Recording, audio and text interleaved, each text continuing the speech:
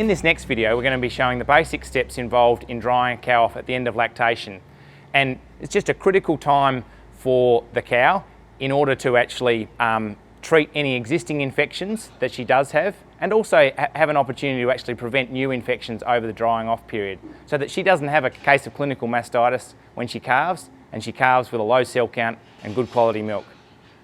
Drying off's a difficult process, and you've got to do a few things right to actually make it easier for yourself.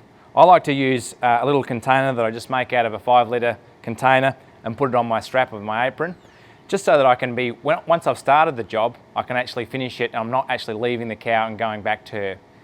Alternatively, you can actually use an assistant to pass you things. So to start with, I use cotton balls soaked in 70% alcohol to disinfect the teat end. First, ensuring your gloves are clean and disinfected.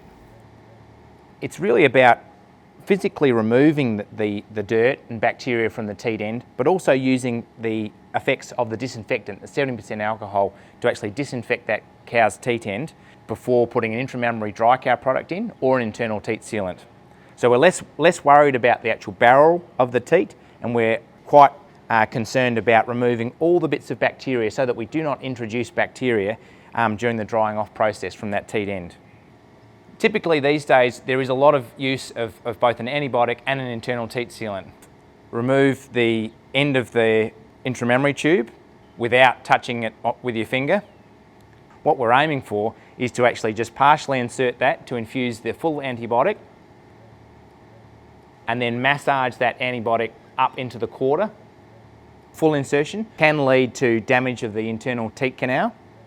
And then, if you are using an internal teat sealant, you can pinch the top of the teat, carefully remove the end of the teat, the internal teat sealant tube, without touching the end.